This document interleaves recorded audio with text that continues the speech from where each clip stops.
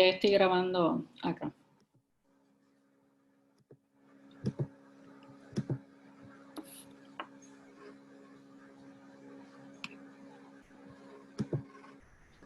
Estamos live. Ok, vamos a comenzar.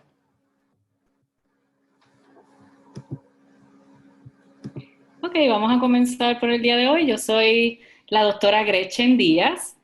Soy directora del programa de educación en ciencia de la organización Ciencia Puerto Rico y estamos aquí hoy en Científicos al Servicio en Línea. Tenemos aquí con nosotros a Patricia Torres, que es interna de Ciencia Puerto Rico. Tenemos también a Elvin Estrada, especialista del programa de educación. Y está con nosotros nuestro invitado especial, Juan Carlos Perdomo, quien va a ser nuestro conferenciante. Juan Carlos está ahora mismo en la Universidad de California en Berkeley. Y va a estar hablándonos de un tema muy interesante. Antes de comenzar, quería mencionar que las personas que participen de la charla a través de Zoom pueden hacer sus preguntas en el Q&A o pueden utilizar el chat. Asimismo, también las personas que están en el Facebook Live pueden hacer sus preguntas y vamos a tratar de poderlas contestar. Otra cosa es que me gustaría aprovechar con los que están en Zoom, pues de poder hacerles una pregunta. Yo quería saber cuántos de ustedes conocen a Ciencia Puerto Rico y cuántos han conocido anteriormente un científico puertorriqueño. Bueno, vamos a comenzar entonces con Juan Carlos y su tema súper interesante que tiene para nosotros. Te dejo, Juan Carlos.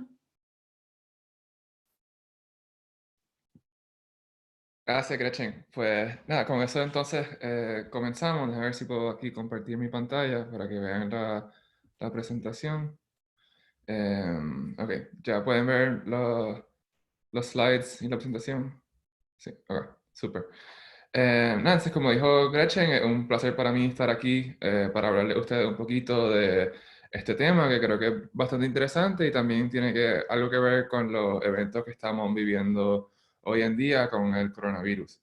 Entonces, ¿verdad? Mi nombre es Juan Carlos Perdomo, tengo 24 años, yo soy de San Juan, Puerto Rico y estudié en el Colegio San Ignacio, mi escuela superior, y luego hice mi bachillerato en Harvard.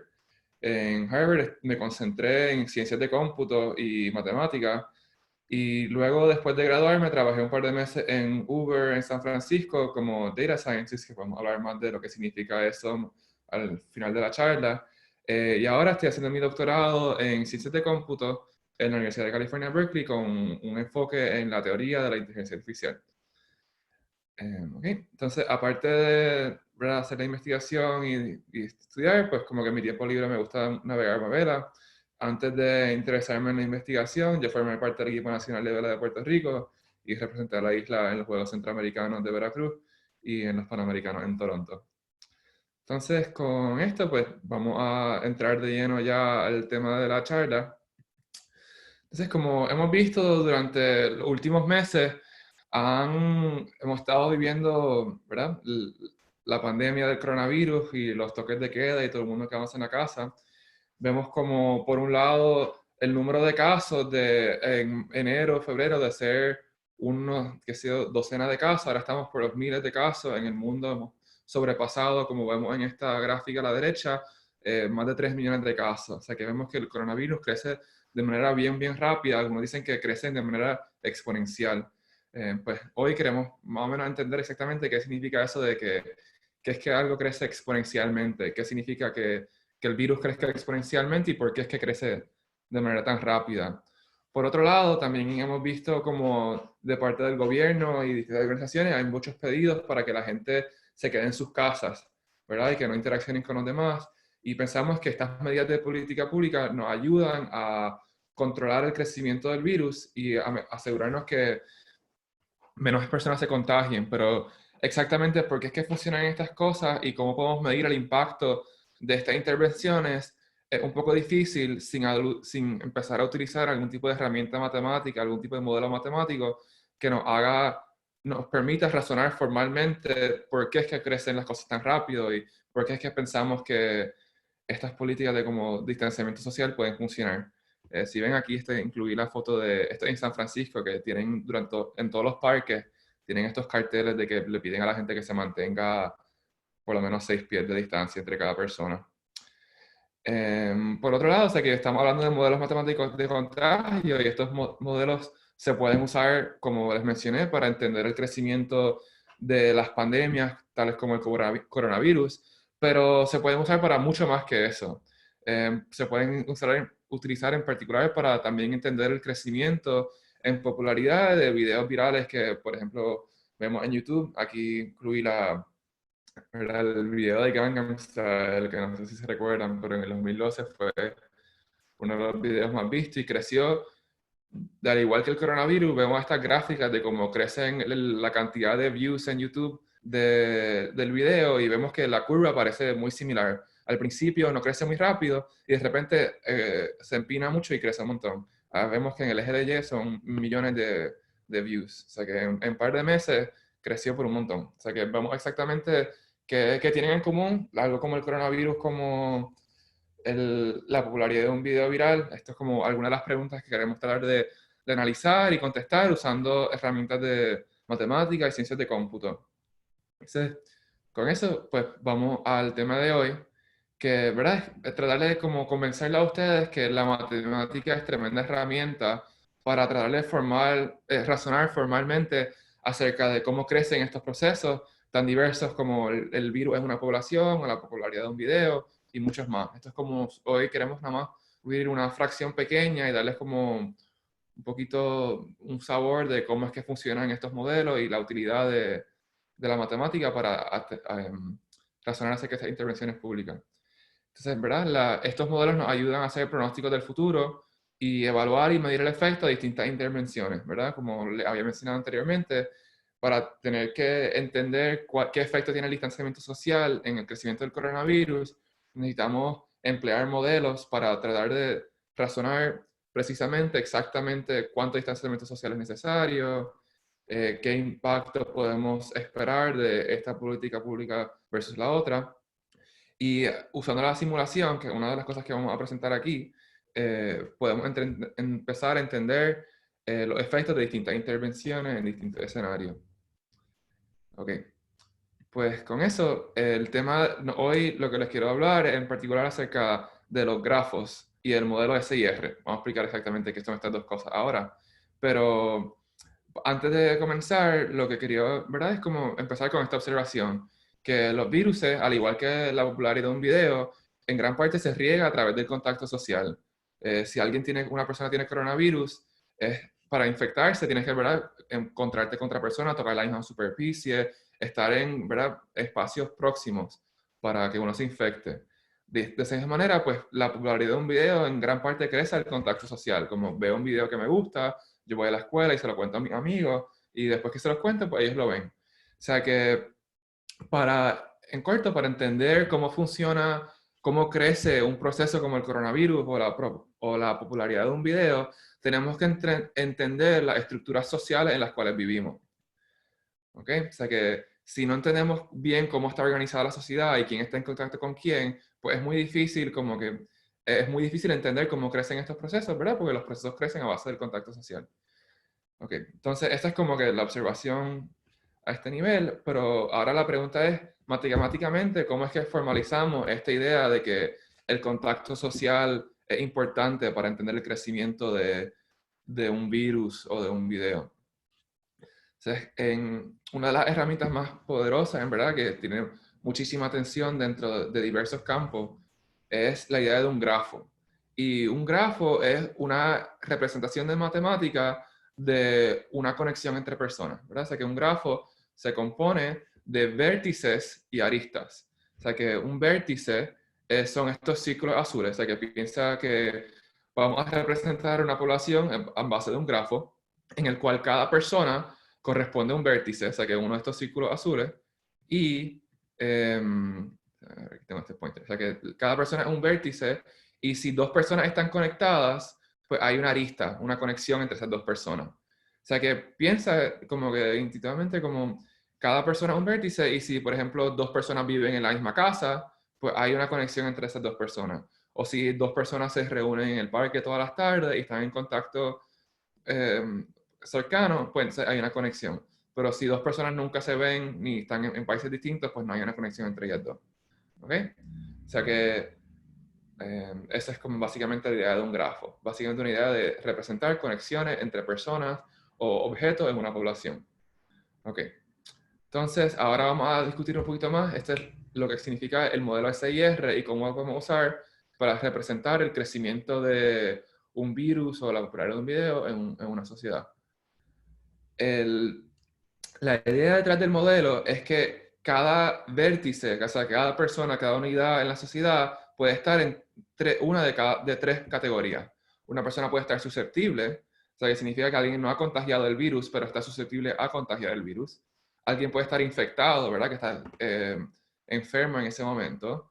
O alguien puede estar recuperado, ¿verdad? Que le dio la enfermedad, se recuperó y ya no puede volver a ser infectado.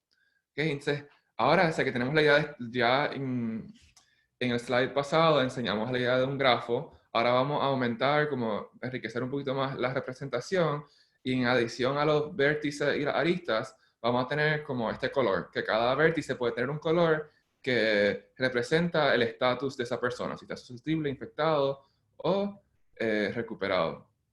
¿Okay? Entonces, vamos a ver que las personas transicionan entre estos distintos estados, ¿verdad? O sea que todo el mundo, nadie nace con el virus, ¿verdad? La gente empieza en estado susceptible y después de estar en contacto con alguien que tiene el virus, se infectan y luego de cierto tiempo se recuperan. O sea que tenemos estas transiciones de que uno pasa del estado S al estado I y luego al estado R. ¿Okay? Entonces, cómo funciona el modelo es que inicialmente estamos en una configuración en cual todas las vértices, o sea que todos los miembros de la población están susceptibles y localizamos a ciertas personas de la población como infectados. O sea que piensa esto como los primeros casos de no sabemos bien de dónde vienen, pero dentro de la población establecemos que unas cuantas personas tienen el virus. O sea que aquí vemos como en el grafo todos los vértices están de color azul y dos vértices están de color chinita, o sea que están infectadas. O sea que, ¿verdad? Azul es para susceptible, el naranja es para alguien que está infectado y el violeta es para alguien que se recuperó. Entonces, la forma, como había mencionado anteriormente, el virus se esparce a través del contacto social. Y aquí el contacto social lo estamos representando a través de estas aristas, ¿verdad? Estas conexiones entre las distintas vértices. O sea que el modelo es un modelo dinámico. O sea que tenemos un grafo que está, ¿verdad? Compuesto de vértices y aristas, que cada vértice tiene una categoría, ¿verdad? Si está susceptible, infectado o recuperado. Y representamos cómo crece el virus a través del tiempo en este grafo. Y en particular funciona a través de distintas fases. Como en cada fase examinamos una serie de transiciones. Y la primera transición que examinamos es que tratamos de entender que esta parte del modelo es que si hay una arista, ¿verdad? Una conexión entre un vértice infectado y un vértice susceptible, tiramos una peseta. ¿Okay? Y si la peseta sale cara, pues decimos que este vértice azul se infecta y si sale cruz, pues no se infecta. Y si la peseta ¿verdad? No es mitad y mitad de probabilidad, podemos establecer una probabilidad arbitraria con la cual los vértices susceptibles se infectan. O sea que ponle que con 5% de probabilidad, y esto es un parámetro del modelo, vamos a hablar luego de exactamente qué son estos parámetros y cómo los podemos entender. Pero okay, lo que tenemos que entender es con cierta probabilidad, si hay una conexión entre un vértice susceptible y un vértice infectado, pues ese vértice susceptible se infecta. O sea, aquí le he puesto con color rojo todas las aristas, todas las conexiones entre vértices susceptibles y vértices infectados. Y básicamente para cada arista tiramos una peseta y si sale cara, pues decidimos que en la próxima fase ese vértice está infectado. O sea que aquí tiramos varias pesetas y dos de ellas salieron caras. O sea que establecemos que en la próxima fase estas dos vértices ahora están infectados. ¿Okay? Y esta es la primera parte de la transición, que en cada fase establecemos de los vértices susceptibles cuáles cuáles se infectan. Y también tenemos que establecer que cuáles vértices infectados se recuperan. O sea que de la misma manera que tiramos una peseta por arista para ver qué vértices se van a infectar, ahora por cada vértice infectado tiramos otra peseta que representa la probabilidad de que ese vértice se recupere, o sea que se cure de la enfermedad que tiene. Perdón. Esa es la idea de porque estamos tirando pesetas, es que en el mundo real, ¿verdad? Las cosas no ocurren en base a un itinerario fijo. Como no es que si tú estás en contacto con alguien, es cierto que es como que es 100% probable que va a contagiarte con la enfermedad. Al igual que si tienes la enfermedad, la duración de la enfermedad no es un término fijo, ¿verdad? Hay gente que se cura más rápido que otra y por eso puede estar el periodo de tiempo durante el cual esa persona puede infectar a otras personas susceptibles cambia, es un proceso aleatorio. Y pues, el modelo trata de capturar esa naturaleza aleatoria, que las cosas no ocurren de manera certera. ¿Ok? Entonces, vamos bueno, presentamos exactamente qué es un grafo, ¿verdad? Un grafo es una representación matemática de una red social compuesta de personas y conexiones entre personas. Introducimos cuál es el modelo SIR, que, ¿verdad? Es un grafo en el cual cada vértice puede estar en uno de 3 estados. Y vemos que explicamos cómo el virus o la enfermedad crece de manera probabilística entre vértices infectadas y vértices susceptibles. Y lo que quiero que enfoquen ahora es que lo importante de cómo crece el virus o la enfermedad en este modelo es que depende del número de conexiones y la probabilidad de infección, ¿verdad? O sea que en este grafo, como habíamos explicado, la enfermedad solamente puede crecer si hay una conexión entre vértices, ¿verdad? Y mientras más conexiones haya, más pesetas llegamos a tirar para ver si esos vértices se infectan. O sea que el número de aristas determina cuántas pesetas tiramos y cuánta gente se puede infectar. Y obviamente también depende de la probabilidad de infección. O sea que cuál es la probabilidad de que esa peseta caiga cara o cruz.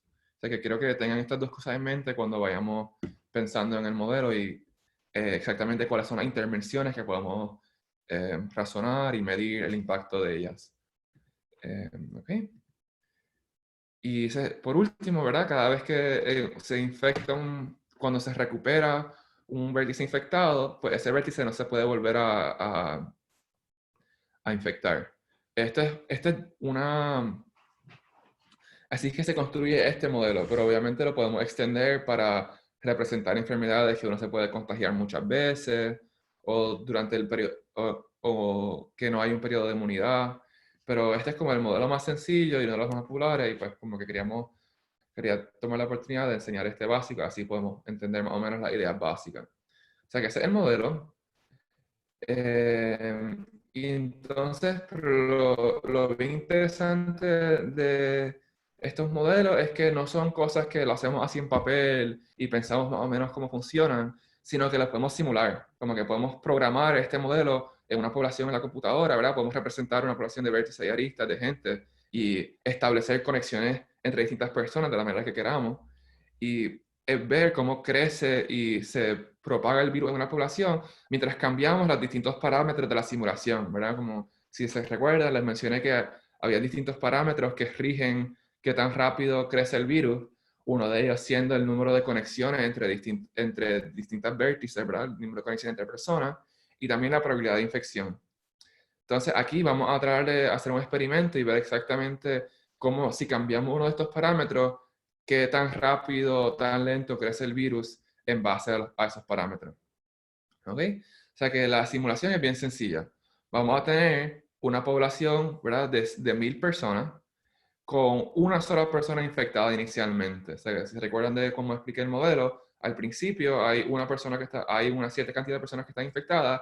Aquí vamos a ponerlo de la forma más sencilla, ¿verdad? Vamos a decir que hay solamente una persona infectada en el primer momento. Y vamos a establecer de que si hay una conexión entre dos vértices, una que está susceptible y una que está infectada, con 3% de probabilidad, el vértice susceptible se torna infectado. Y de la misma manera, en cada fase, ¿verdad? Cada vez que llevamos a cabo un paso de esta simulación, hay un 3% de probabilidad de que la gente se recupere. Y significa que después de ciertos días la gente se recupera, pero por ejemplo, si el proyecto fuese un 100%, pues nada más te tardas un día en recuperarte. Si fuese 50%, te tardas 2 días en recuperarte. en promedio, y con 3% pues tarda varios días en recuperarte. ¿Okay? Entonces, lo que les quería tratar de comunicar, ¿verdad? Esta simulación la hice yo por la tarde de ayer cuando estaba preparando esta presentación, y no requiere como tantísima estudio. Estas son unas cuantas líneas de código que está todo disponible en el internet, y es algo que uno en la casa no necesitas una computadora muy fancy con mucho nivel de procesadores ni nada. Es como la computadora que tengas, este código lo puedes programar y puedes tratar de como que jugar tú mismo con la simulación para entender cómo funciona. Ok, entonces le expliqué que ya cubrimos cuántas personas hay, el número de infecciones iniciales y cuáles son las probabilidades de infección y de recuperación. Lo que queda por definir es exactamente cuántas conexiones hay entre distintas personas en la población. ¿Verdad? Como les expliqué ahorita, dentro del modelo, dentro del modelo, uno de los parámetros más importantes, ¿verdad? El nivel a que los distintos miembros de la población están conectados. O sea, que el experimento que quiero enseñarles ahora es cómo difiere, cómo cambia el crecimiento del virus en una población de 1000 personas, en el cual cada persona está conectada a 5 otras personas en promedio, o sea, más o menos 5 personas, versus la misma población con una persona infectada y las mismas probabilidades de infección y recuperación, excepto que en vez de estar conectado a 5 personas, estás conectado a 10 personas en promedio. O sea, duplicamos el número de conexiones sociales. Y esto no es exactamente lo que pasa con el distanciamiento social, pero es más o menos lo que queremos tratar de capturar aquí, ¿verdad? La cuarentena, el quedarse en casa, lo que hace es que disminuye el número de conexiones sociales, y aquí conexiones sociales me refiero a conexiones físicas, ¿verdad? No conexiones de internet. Pero básicamente limitamos el contacto entre la gente que está infectada y la gente que está susceptible. Ok, entonces, con eso vemos, estos fueron los resultados de la simulación de que corrí ayer. O sea que en el eje de X vemos los días desde la primera infección. O sea que vemos que en el primer día había solamente una persona infectada, ¿verdad? Porque eso fue lo que establecimos. Y después de 100 días, o piensen días como estas fases de la simulación, cuántas oportunidades hubo para regar el virus. Después de 100 días hay como 175 más o menos personas infectadas. Y o sea que de una población de 1000 vemos como más o menos como una de cada 5 personas después de 100 días de infección, de estar el virus creciendo en la población, una de cada 5 está infectada.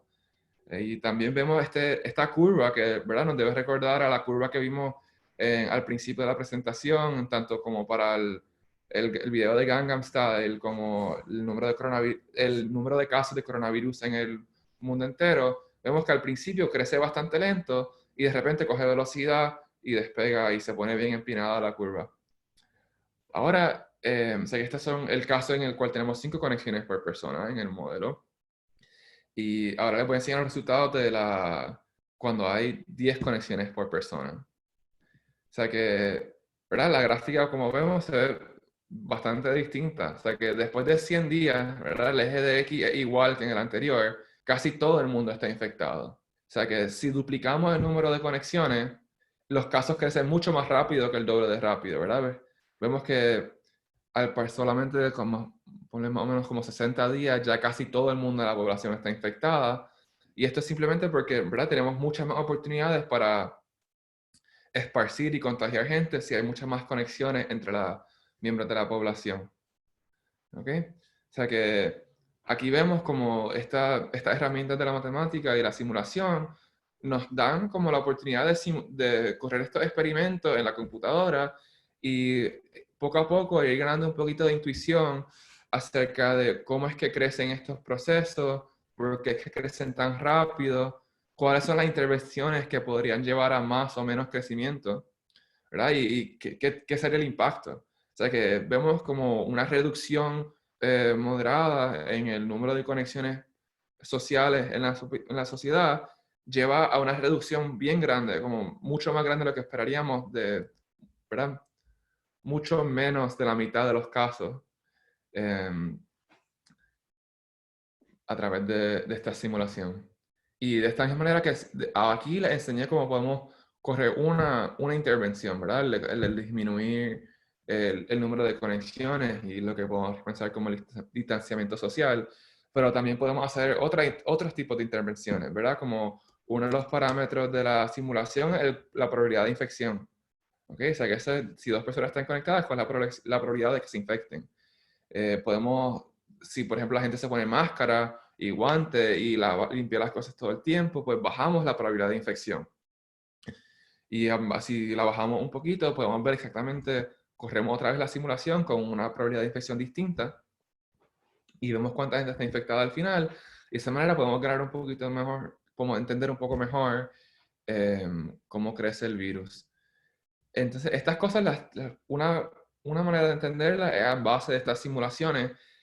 También podemos analizar y como que probar teoremas matemáticos que son un poquito más avanzados, pero que no requieren las computadoras para también entender cómo crecen estos procesos en los grafos.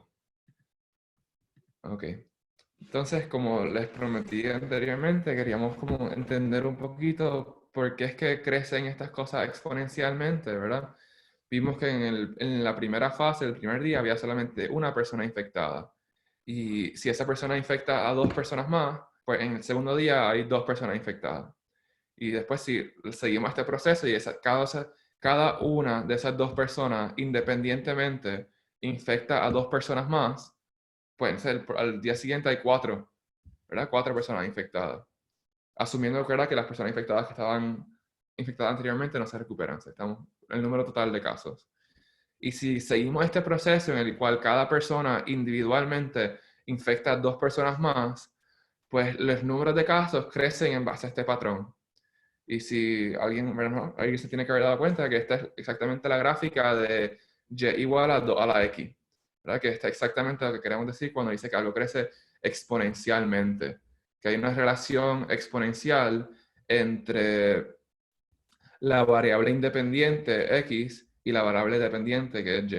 O sea, que aquí vemos que y igual a 2 a la x, y el punto es que este tipo de función exponenciales crecen muy, muy, muy rápido. O sea que en base a muy pocos, después que x es ya, si x es 1, ¿verdad? Es 2, y es 2, pero 2 a la 100 es un número bien, bien grande, ¿verdad? Y si lo seguimos creciendo, el número de casos se duplica después de cada fase. Y estas se ve, ¿verdad? Como se crece el virus, ¿verdad? Como le enseñé aquí en la gráfica, si como el crecimiento se divide por vértice, vemos que si cada vértice tiene como un vecindario de otras vértices que están susceptibles, pues esas vértices siguen creciendo y se sigue esparciendo. Y vemos como este crecimiento termina siendo exponencial y esto es exactamente lo que vemos en las gráficas de la simulación. Ok, entonces, como conclusión de este modelo, ¿verdad? Podemos ver cómo podemos representar distintos procesos de manera formal, matemáticamente, usando simulación, y usando estas herramientas que les enseñé de los grafos. O sea que aquí les enseñé el caso de una enfermedad como un virus, del coronavirus, pero se puede usar para un montón de otras cosas. Como les mencioné también, podemos verlo como un modelo de adopción de un video viral. Si nada más tenemos los estados S de susceptible y de infectado, podemos traducir eso a alguien que no ha visto el video versus a alguien que sí ha visto el video, ¿verdad? Y podemos correr el mismo modelo y ver cómo crece, si de una cierta población que ve el video, cómo crece la popularidad en una red social representada en base a un grafo. O lo mismo con rumores. De esta manera podemos representar cómo crecen los rumores o los chismes en una red social. Y estos modelos se usan también tienen muchas aplicaciones en el mundo de negocios.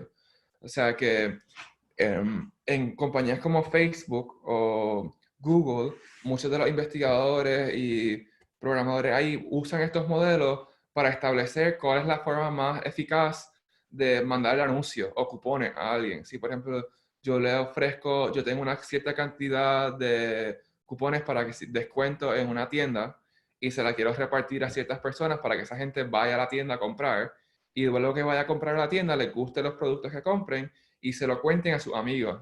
Como que le cuenten, mira, fui a tal tienda, me gustó, vete tú. O sea que ahí mismo, ahora en vez de estar infectado, el infectado es como que si sabes o has comprado en esa tienda. Y el punto es que queremos tratar de como maximizar el número de gente que está eh, en conocimiento de la tienda y que le gusta el producto. Y muchas de estas cosas funcionan, los modelos, para optimizar los anuncios, como que queremos anunciar a un grupo limitado de personas para que el mensaje llegue al número, a la cantidad más grande de gente en la población.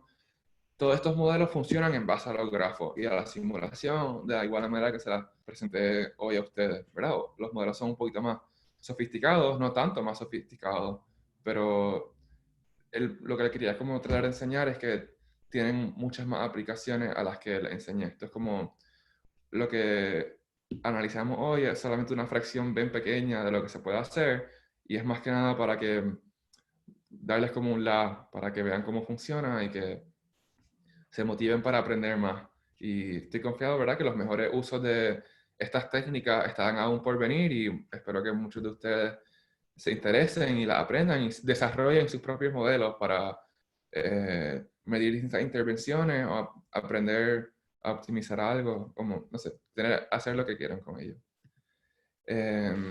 Con eso, la charla de hoy es bastante corta, o sea que no tengo la oportunidad de entrar en profundidad en varios de los temas, pero quería dejar aquí algunos de los recursos para la gente que quiera aprender más. Todos estos tienen enlaces a distintos artículos que explican, por ejemplo, más acerca del modelo SIR.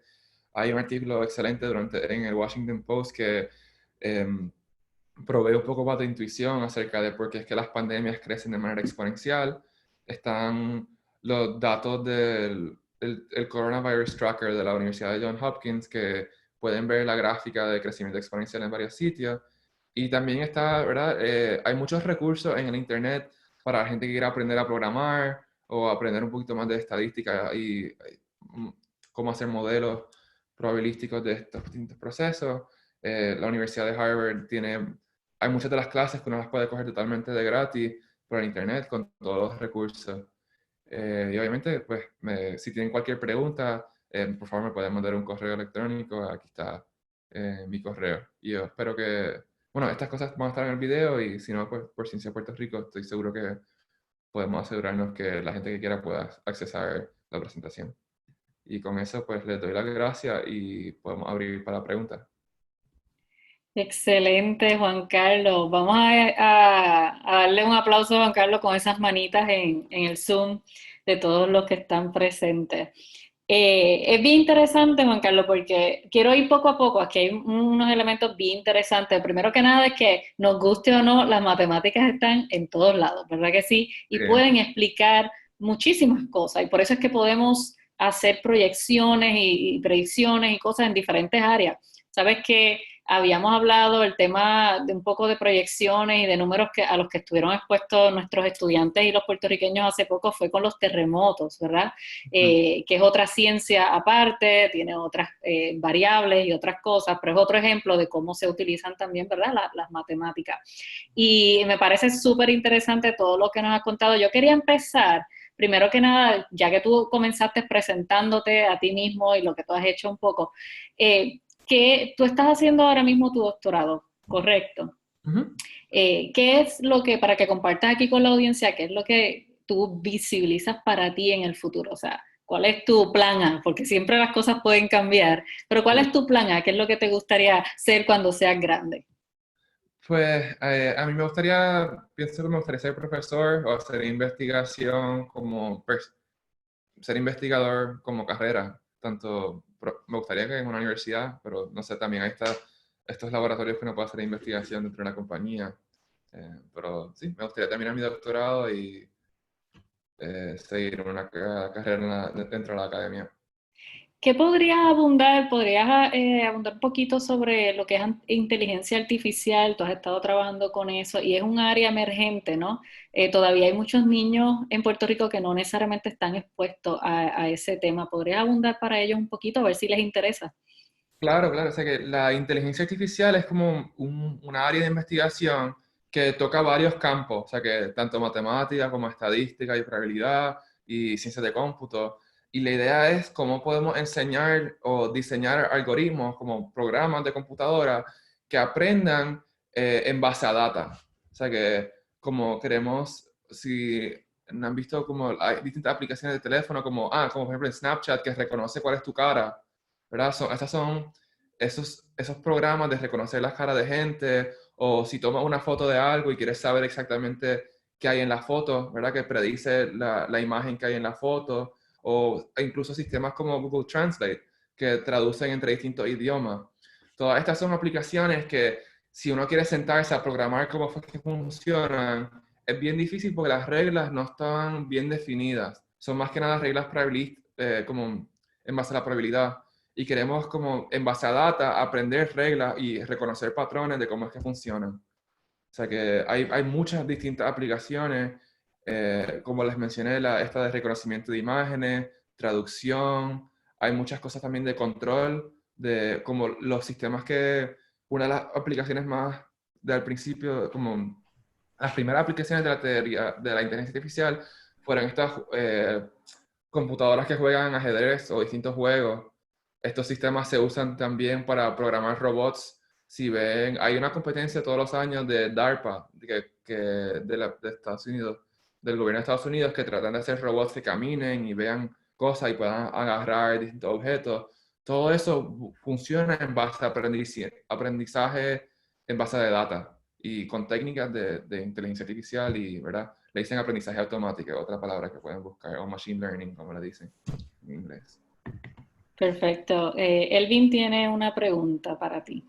Saludos, Juan, gracias por la presentación. Esto es un tema que está en boga, esto de los modelos de pronóstico y todo esto.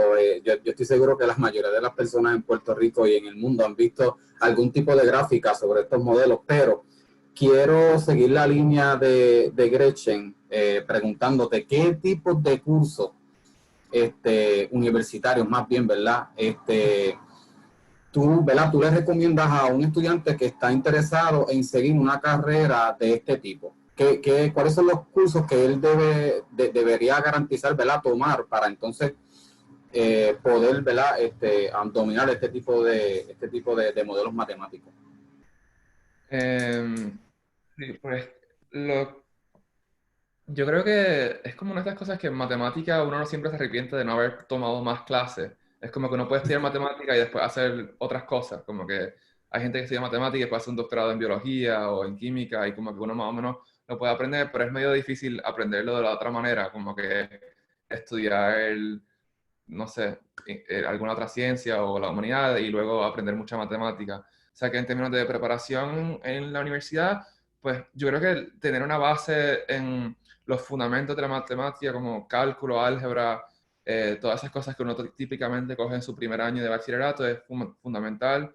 Si quieres aprender más allá, cosas que te faciliten como bregar con este tipo de modelos pues por ejemplo, un año de curso de programación, como los básicos de ciencias del cómputo, te ayuda a familiarizarse con las computadoras y cómo programar.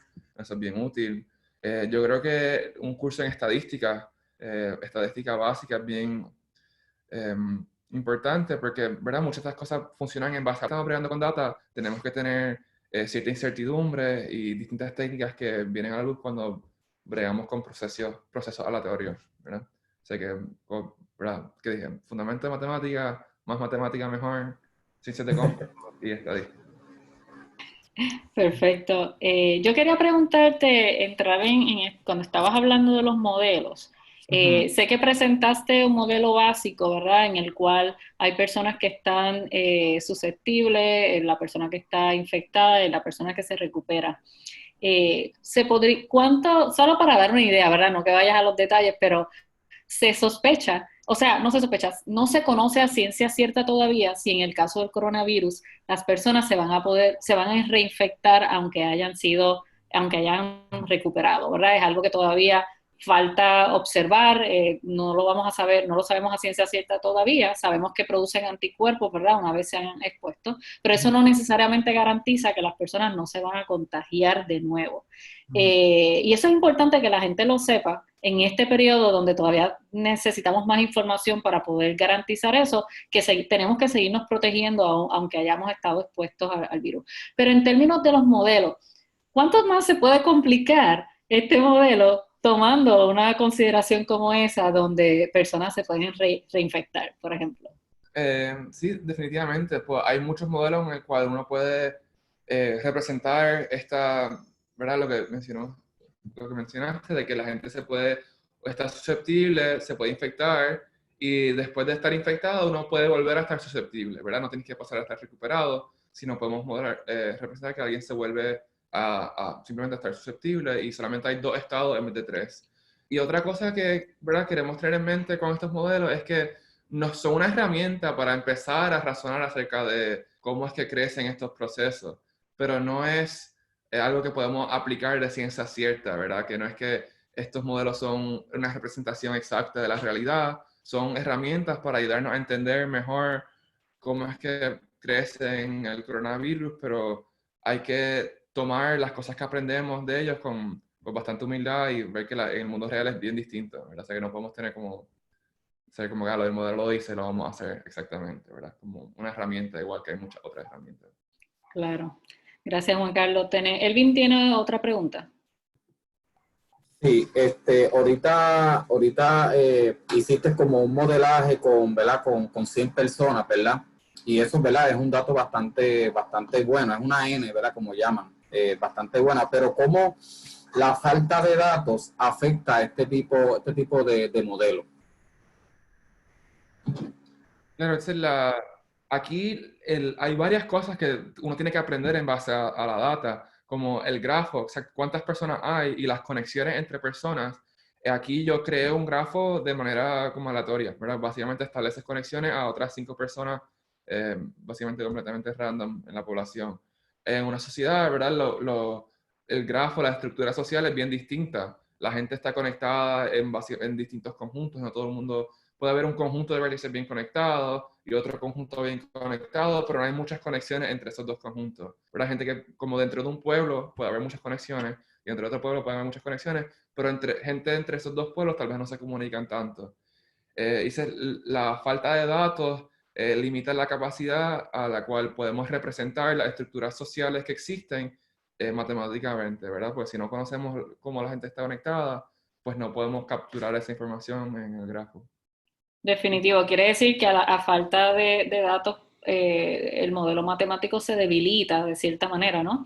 Se Sí. debilita porque no tiene la información que necesita para poder hacer estas relaciones de las que tú has estado explicando y pensando en que el modelo es un poco más complicado al que tú presentaste porque tiene otras variables, pues entonces mientras menos información tenemos y más variables y cosas queremos tener en el modelo, pues más se puede debilitar. Tengo entendido que Patricia tiene alguna pregunta. ¿Está por ahí Patricia? Hola. Primero que todo me pareció súper interesante la presentación. No conocía muy bien sobre cómo era que funcionaba toda la transmisión de esta enfermedad y me pareció muy interesante. La primera pregunta es que entendería que la probabilidad de cada población sería particular, ¿verdad? Porque todas las poblaciones son distintas. Y pues quería saber si todos los países, bueno, si tenías conocimiento, si todos los países están realizando estos estudios para entonces determinar la probabilidad de infección y de recuperación de cada población particular en los países. Y la otra pregunta era que si el hecho de que se esté utilizando estos métodos de prevención, de aislamiento y las mascarillas y todas estas cosas, si esto ha ayudado a controlar el crecimiento exponencial de la curva. Pues sí, muy buenas preguntas. Como había mencionado la doctora Gretchen, pues se desconoce mucho del coronavirus hoy en día. Como hay ciertos países en el cual el crecimiento ha sido bien rápido y en otros ha sido bien lento. Y creo que hay todavía mucho por aprender en cuanto a cuántos distintos factores ambientales como la humedad o el calor afectan la transmisión del virus y la probabilidad de que alguien se contagie. También hay factores genéticos que, en base, ¿verdad? Me imagino que a la edad y al distintos géneros que afectan con qué probabilidad se contagian distintos miembros de la sociedad y pues La verdad que yo no conozco y me imagino que hay mucha gente que está tratando de hacer investigación en cuanto a estos temas, pero ¿verdad? Es una enfermedad bastante nueva y creo que se desconoce bastante todavía. Y se me olvidó cuál fue la segunda parte de la pregunta. Creo que está... Si los métodos de prevención que se están utilizando, aislamiento, si salimos mantener 6 pies de distancia. Sí, yo creo que en ciertos países, hay como ciertos sitios en el mundo que se ven muy claramente como estas distintas medidas de política pública han cambiado el crecimiento del coronavirus, como en particular Suecia en los países nórdicos no estableció políticas de distanciamiento social, y si lo comparamos con los países vecinos como Noruega y Finlandia, vemos que en Suecia el número de casos ha crecido muchísimo más rápido que en Dinamarca y en esos países que están alrededor de ellos. O sea que yo creo que hay mucha ciencia que apoya como, no creo, estoy seguro que hay mucha ciencia que apoya como el distanciamiento social y las medidas preventivas que mencionaste, como las mascarillas, los guantes, el limpiar, disminuye la probabilidad de infección. Y también vemos, ¿verdad? Hay mucha evidencia de distintos países de que estas cosas sí funcionan. ¿Tienes otra más, En Patricia? el Human Answer. Bueno, sí, tenía otra pregunta. ¿Se ha determinado el porciento de, o sea, la probabilidad de infección y de recuperación en Puerto Rico? Yo no sé. Bueno, no sé. Yo creo que no. Es que por eso nunca había escuchado de este modelo ni de este estudio y me parece súper interesante porque creo que es algo que todos los países deberían hacer para determinar las maneras más propias de manejar la situación. Sí, actualmente nosotros tenemos ¿verdad? Se han estado determinando diferentes variables que se pueden incorporar y pues como saben ha habido muchos países que han tenido problemas con los datos, pero nosotros hemos tenido problemas colectando los datos correctamente, ¿verdad? Que es la esencial para que los modelos entonces se puedan utilizar correctamente y entonces podamos hacer predicciones.